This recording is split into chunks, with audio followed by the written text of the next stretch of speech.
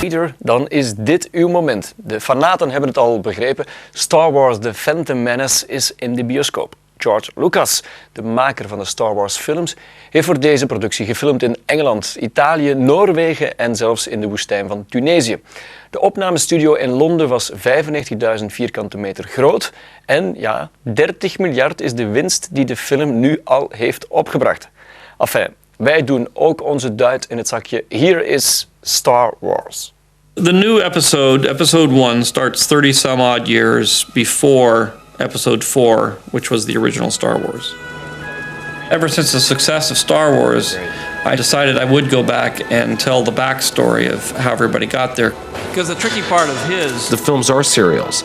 They are designed, ultimately, to be seen as one big 12-hour film. And in that, there are sections and chapters that actually express the story of a family.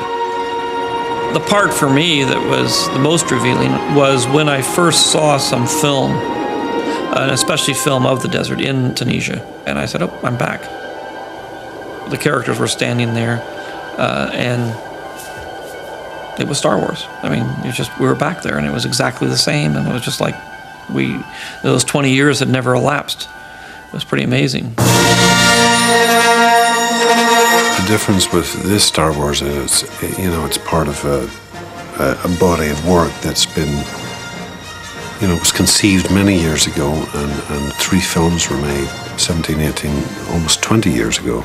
It's kind of become mythic already, that we're stepping into shoes in order to be another piece of this jigsaw puzzle that is Star Wars. Because of what Star Wars movies meant to me when I was a kid, I was about 5 or 6 when the first one came out, so they're more than just movies to me.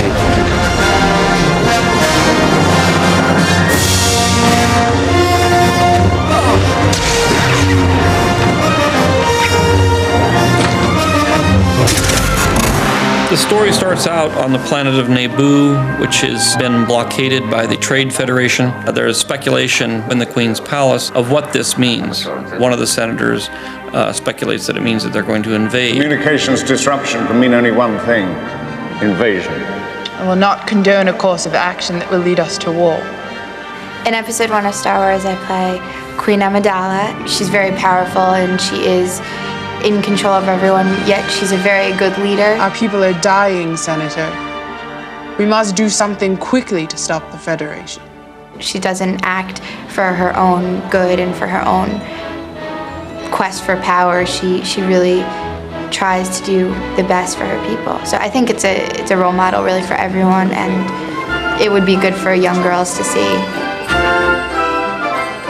I have many beautiful, beautiful costumes. There's so many changes for me because a queen can't wear the same outfit twice.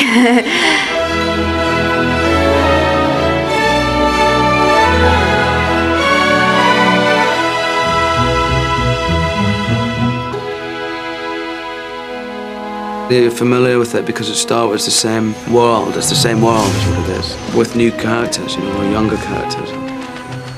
But it's great. It's the same kind of fairy tale characters, that make it work so well.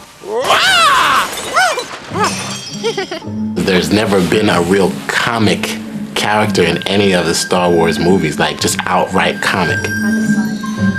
The character of Jar Jar, he was banished from his world because he was clumsy. He just didn't fit in with the other Gungans of his world. And I think everybody remembers when they were that kid who just didn't fit in.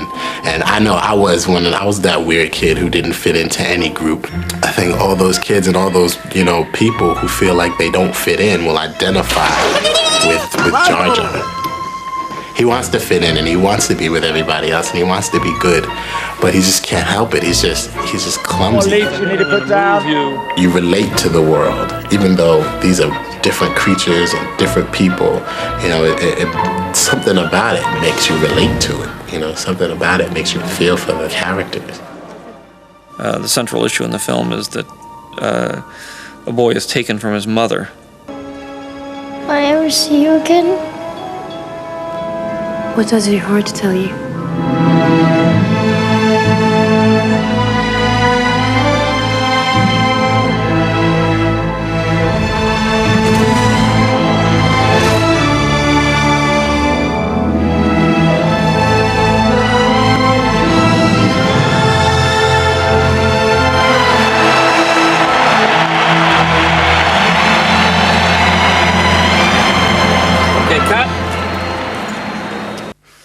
Nog even dit. De jongen die Anakin Skywalker speelt, Jake Lloyd, is gekozen uit zo'n 7000 jongens van 7 jaar.